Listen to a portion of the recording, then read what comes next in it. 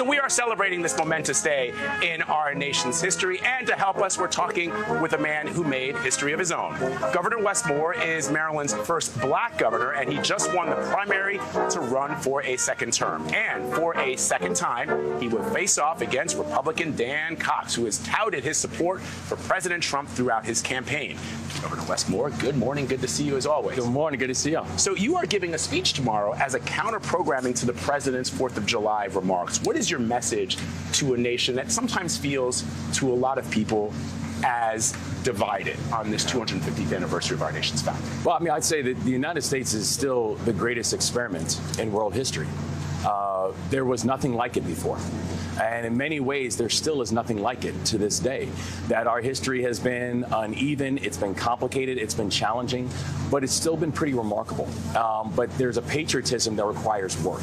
That it's not just something that we accept, it's something that we have to protect. And so the message that I have for our people now is, that while there is a lot of darkness, we want to be a foil to the darkness. While there's a lot of challenge, we want to be an answer to that challenge. That we really are a pretty remarkable place, but we're a remarkable place because we've had patriots who've been willing to sacrifice and patriots who've been willing to serve. And that really is the message, that service and sacrifice will save us. Well said. I want to talk a little bit about affordability, right? Because one of the things that Americans are focused on right now is the economy. It is ever present. I spoke with Treasury Secretary Scott Bessent. He said prices are coming down soon. But we have a CBS News poll that found half of Americans are not confident the American dream is attainable. The American dream is not about prices. It's about ownership, about home ownership, about asset ownership. That is how you get ahead.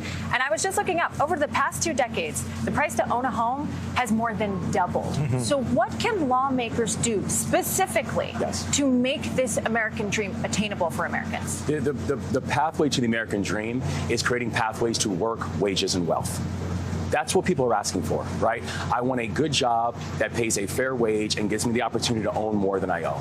Something to pass something else to my children besides debt. And if you look at what we've done inside of the state of Maryland, we have now passed some of the most aggressive housing policies to be able to increase more housing, increase more inventory, because housing has been, in our nation's history, one of the most effective ways to create long-term wealth for people. But ironically, home insecurity has been one of the greatest drivers into poverty. And so if you can fix housing, if you can create more inventory, we did in Maryland. I actually said Maryland's the largest landowner in the state of Maryland, so I want access to all of that available land, create more housing around transit, create more housing in areas where we should have more housing, and give more people an opportunity to be able to own something. So I could not agree more that the frustration that people feel right now, it is real. That we're watching rising prices. We're watching how the price of materials continues to rise because of tariffs. These things are not helping people. And so we have to create a platform where economic growth can be possible, and housing is going to be one of the first ways of actually being able to address that. Let's talk about the midterms.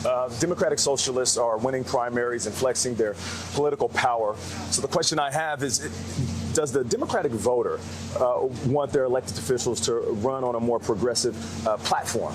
And is this party headed towards a more leftist perspective as we head into the midterms? I can say I spend all day long in our communities, and I can tell you from our folks, they're not talking about what wing of the party that anyone's coming from. They're saying, who's actually going to disrupt the status quo?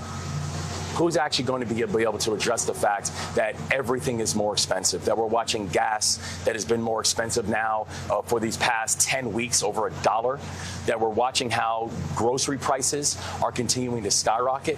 They're not saying, oh, I want someone from this party or from this wing of the party to be able to address it. In this last election, the one we had on Tuesday, because Maryland had the same election the same day as New York, not only did we win overwhelmingly, but we endorsed an entire slate of candidates, the Leave No One Behind slate.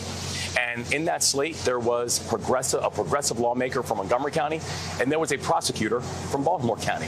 And people say, well, what do they have in common? The answer is there is no ideology that they have in common.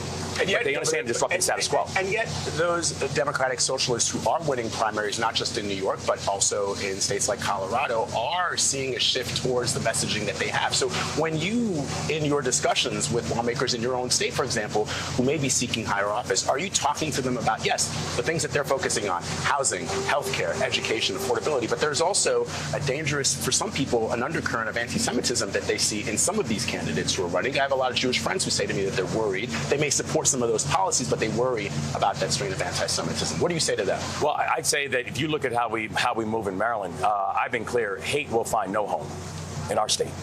And this rise that we've seen in anti-Semitism, the rise we've seen in anti-Muslim, the rise we've seen in anti-Black, I mean, like, we are watching trend lines that are not just disturbing, but we're moving aggressively to be able to address. But I think for a lot of the candidates that we have to be clear with them is that this isn't just about a messaging challenge that the Democratic Party is having. There's a results challenge that we've got to deliver better results. Yeah. And you could do that as president of the United States? I say we're doing it as governor. But could you do it as president of the United States? Are you going to run? I'm not going to run, but I do think this is something the president's got to address. You are absolutely not running. Yes, no, I'm focused on November. We've got a very important election, and You're talking about right now. But you didn't say no. But you didn't say no. The future. What about I the day am after laser the focused midterm? on making sure we win in November, and I think we've got a listen. If You thought because Gayle wasn't here, she was going to ask that she has a question. She's always asking.